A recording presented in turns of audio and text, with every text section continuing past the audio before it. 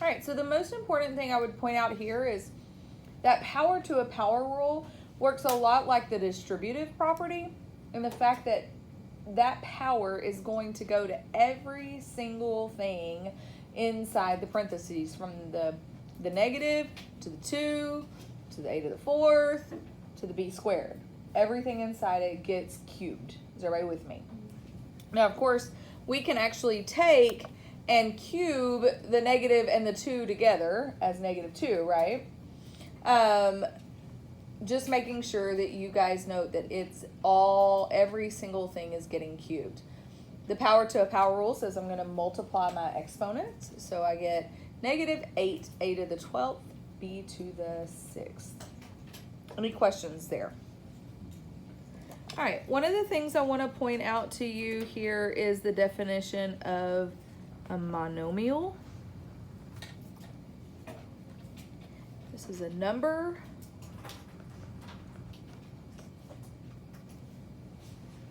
or a variable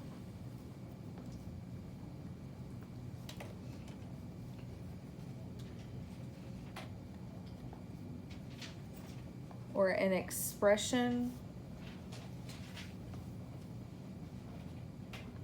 that is a product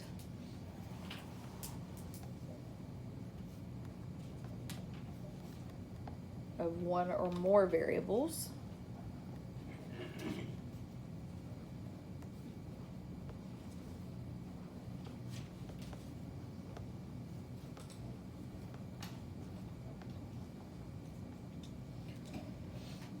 with, and this is very important, non-negative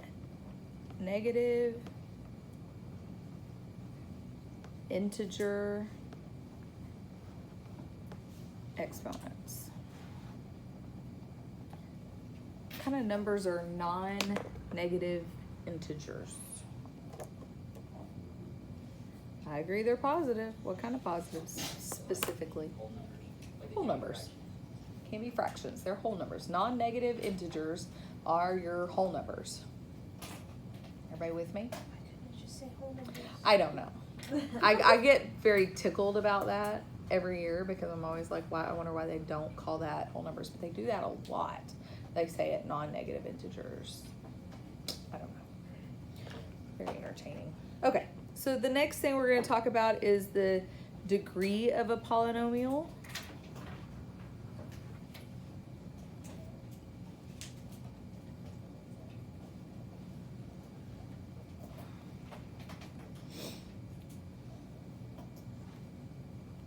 And the degree of the polynomial is the degree of the monomial with the greatest degree.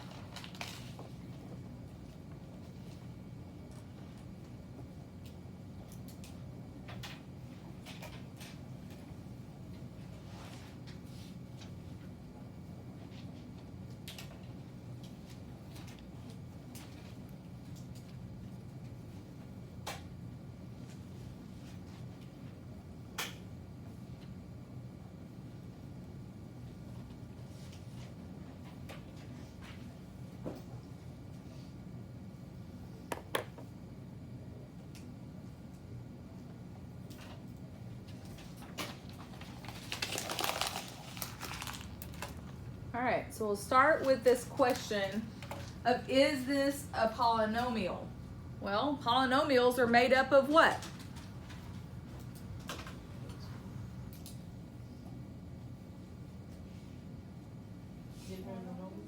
Monomials, right? Polynomials are made up of monomials combined together with addition and subtraction, right? So if I look at this, I want to see if I have, number one, do I satisfy each of these as monomials? And if I do, then what are their degrees and which one would be the highest degree? Okay, So that would be my first question. Is that a monomial? Numbers, variables, or a combination of them as long as they are multiplied. There's a monomial, right? That single one. Okay? What about this one on this side? Is that a monomial? Yes. So if I have both of these being monomials, then this is in fact a polynomial. So then I move to the question of the degree. You remember how to find the degree of the monomial.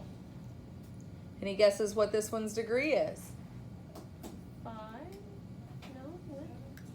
7? 7. Hold on. How'd you get that? Total of the exponents. And what is the degree of this one? 5. So which one is the greatest? The 7. So I'm going to take this one as a degree of 7. So since it's a polynomial, I'm going to tell the degree. Degree of 7 because it's the highest degree you're going to have in the polynomial? Correct. It's the highest degreed monomial in the polynomial.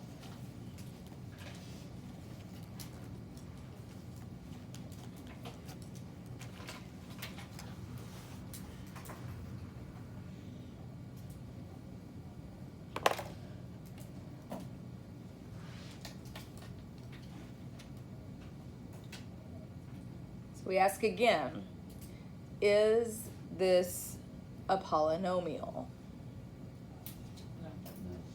Why not? Because it's just x, there's no y. Oh, it doesn't have to have more than one variable. It can only have one. What's the exponent? I see an exponent of 1. What does this one say? That one says 1? It doesn't have one. Those are my funnest. Yeah, that does have an exponent. The exponent looks like this.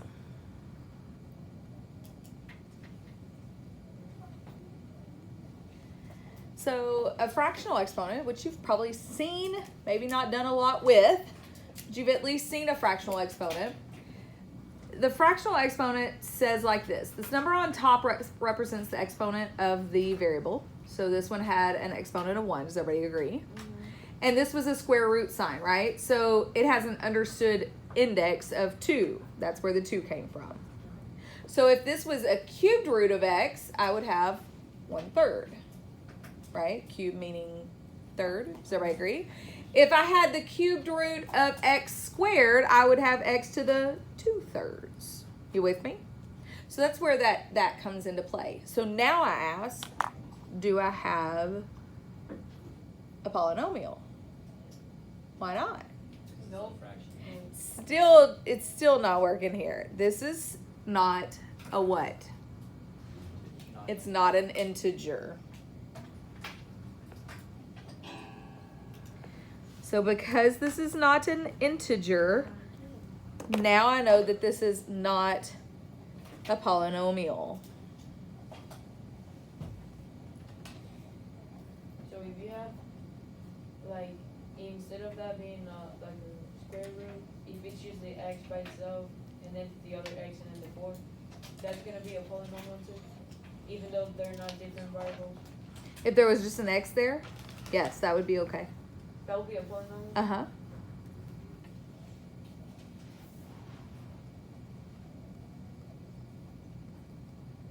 All right, so the square root of x is not a monomial. All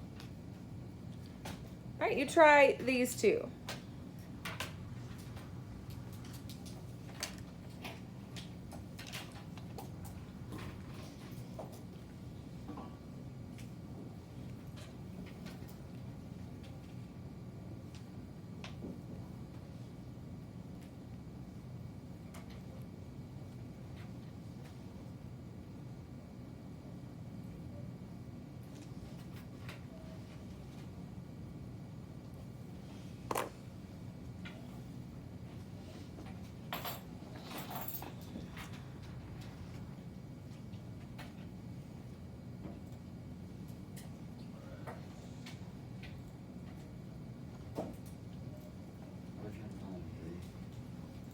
you are trying to determine is it a polynomial, and if it is, find the degree.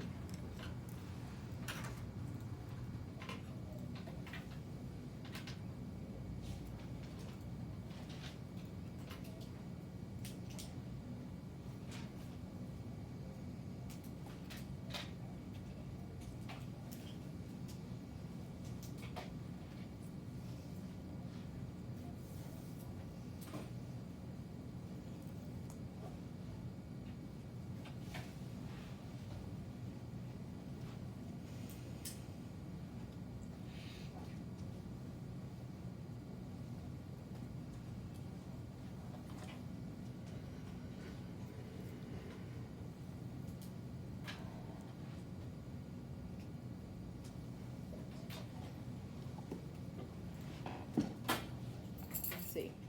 All right. Looking at the first one, the question is it a polynomial? Yes. Why are some of you saying no? Why are some of you saying yes? But even though Well, I had a fraction up here. yeah, but even though that you can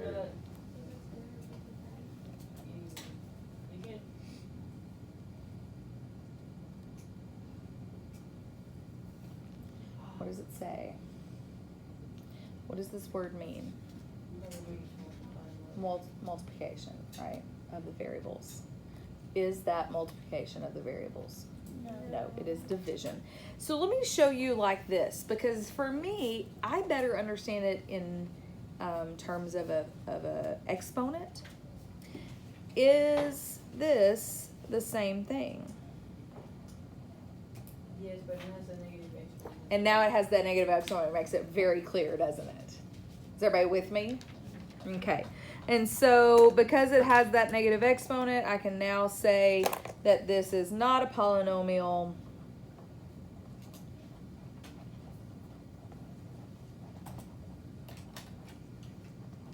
Because x over y is not a monomial. All right, what about number 3? Is it a polynomial? Yes, everybody agree yes? If yes, then what's its degree? 7. We have a degree of 6, 7, and 2. The largest one is 7. Any questions about that part? So you said when you put it as a multiplication in a fraction, if the exponent are like negative, then it's a monomial, right? Yeah, but it has to do with the variables. It's not a fractional number is not the same as a fractional variable. Okay? Okay. All right, we got this? Question? Sure? That wasn't very convincing.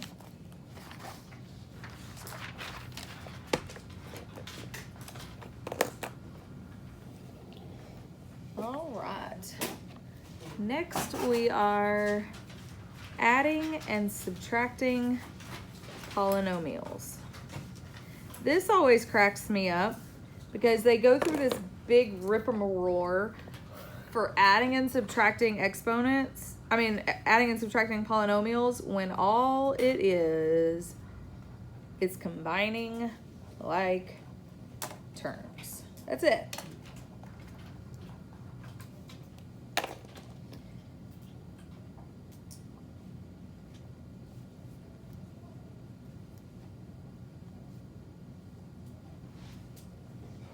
So we'll look at adding first.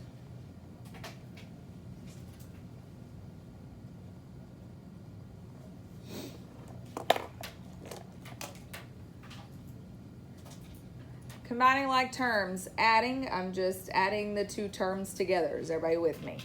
So I have 6x squared plus negative 4x squared gives me 2x squared.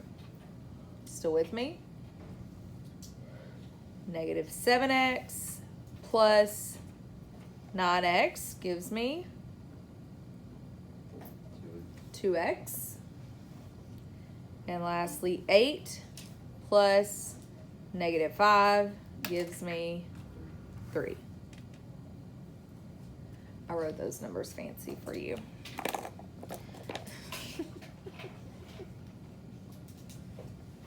All right, let's look at a subtraction one then.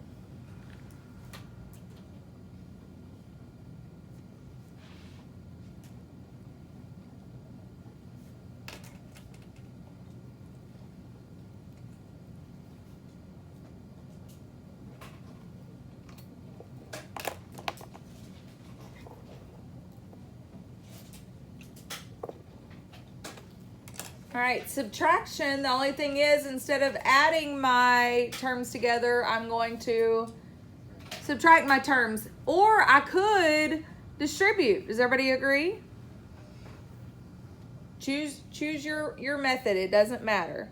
So 4x squared minus 2x squared is 2x squared. Negative 5x minus 3x gives me negative 8x, and 6 minus negative 1. So minus a negative would be a plus, so 6 plus 1 is 7. Pretty good there. We've been doing that a long time, yes? Any questions there? No exponents change, just those coefficient numbers, right? All right, let's look at multiplying.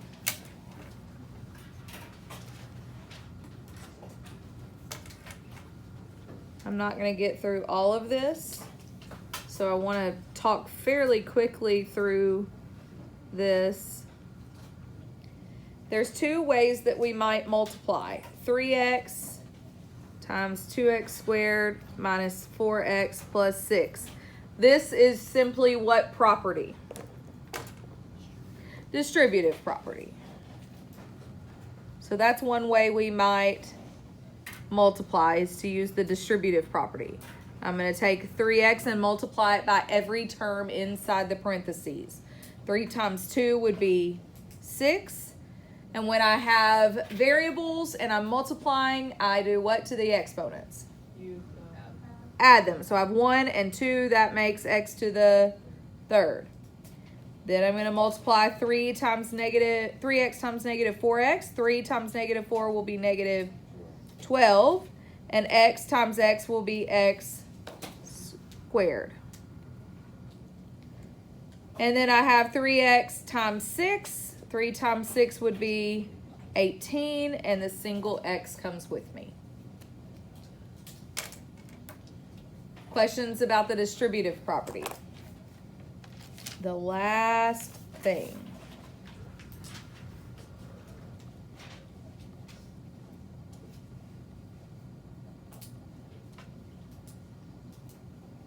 The last thing here, it looks a lot like the FOIL method when we did binomial by binomial, where we multiply every term of one by every term of the other. So I'm going to start with the n. I'm going to multiply the n by each term first. So n times n squared will be n cubed. And then n times 4n will be 4n squared. And lastly, n times negative 6 will be negative 6n. Now I've got to take the 2 and multiply it by each one. 2 times n squared is 2n squared. 2 times 4n is 8n. And 2 times negative 6 is negative 12. But now I have something else to do. What is that? Combine like terms. I have n cubed. There's no other n cubes. I have 4n squared and 2n squared. That makes 6n squared. I have negative 6n and 8n. That makes 2n. And then lastly, I have the negative 12, which has nothing to combine with it. And now I have my polynomial. Questions? All right, that's where we'll end today. That's what your assignment